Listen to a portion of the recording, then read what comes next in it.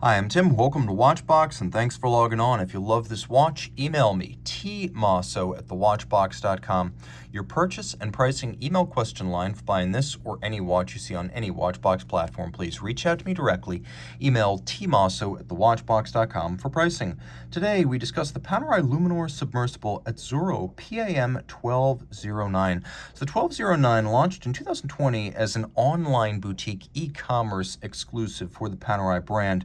In stainless steel, this is a 42 millimeter Luminor Submersible that is 13.2 millimeters thick, 51.8 millimeters from lug tip to lug tip, and has a 22 millimeter spacing between the lugs. On my wrist, which is 16 centimeters in circumference, you can see it wears well.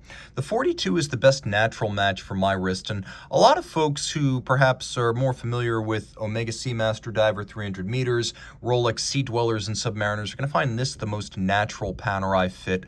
There are bigger submersibles if you want that look and feel, but this has an agreeable look and feel on a smaller wrist. Large is always the style with Panerai, but it doesn't have to be huge. This watch is large but not huge. And being 13.2 millimeters thick, it actually slides easily underneath most cuffs. I would recommend it for a wrist as small as 14 centimeters circumference. All right, taking a look at the strap. We have this 1970s era Panerai OP logo. Back then, Panerai was sort of diversifying. Watches had been a side business for a couple of decades, but by the 70s, the arrow points to the Panerai products made above the waves, as well as the Panerai products built for action below the waves. And then we have a lovely bellows style rubber strap, and you can see that it's quite pliant and flexible. There's some hollows on the underside to vent the wrist, and of course the bellows themselves giving it that extra flexibility. The lug release system here is the one you want from Panerai. There's a little push lever that releases the bar. You release the bar and then you push it through. It's an easier setup than screwdrivers and screws with bars because you're not going to disfigure your lugs, and it's also more secure than the cheaper spring bar alternative. We have here a satinated trapezoidal Panerai buckle for quick adjustments and a case to match, all satinated. You can see that the satin is executed in varying different directions, so although you don't have the contrast between polish and satin here, you do get a contrast between the direction of the satination, which I like.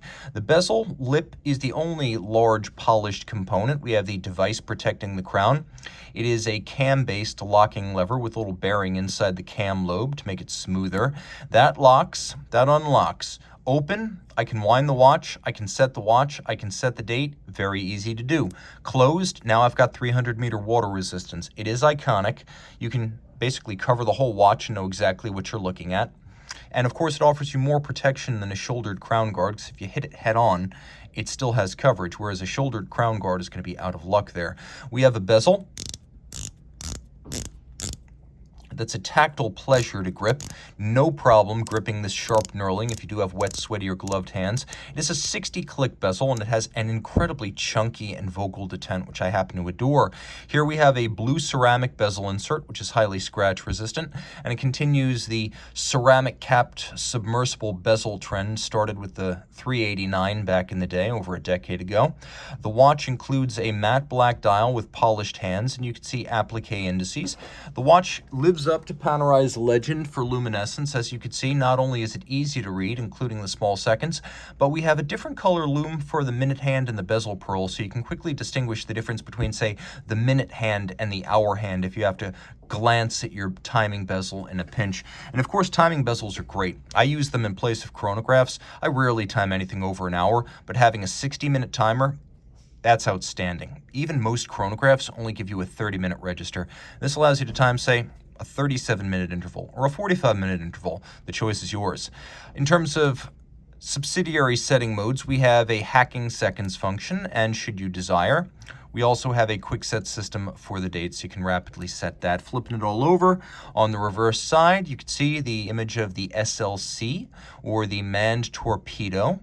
It was part of the equipment of the Italian frogmen who used this equipment, as well as Panerai watches, depth gauges, and compasses during World War II, most famously in the raid on Alexandria, when 2 British battleships were heavily damaged and disabled by men using exactly this equipment.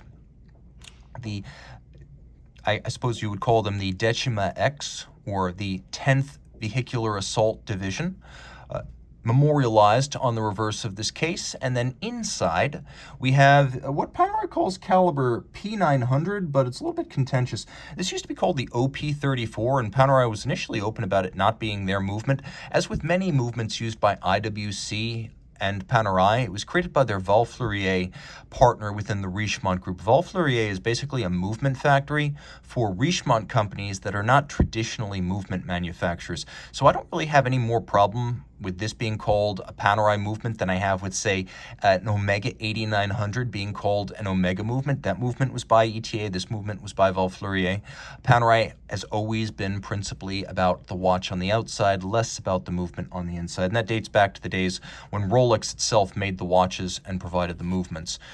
Those days are long gone. This modern movement by Val-Fleurier is an automatic winder with a single barrel, a 3-day power reserve. It has the stop seconds. It has the quick set date. Pivots on 23 joules. It beats away at 8 beats per second. It is a tough and reliable tractor caliber. And I should mention that this watch comes with some accessories. It comes with strap changing tools and a secondary strap, which is adjustable Velcro should you need more extension over a dive suit than this rubber strap allows. So reach out to Team Mosso at thewatchbox.com for purchase and pricing details of this PAM01209.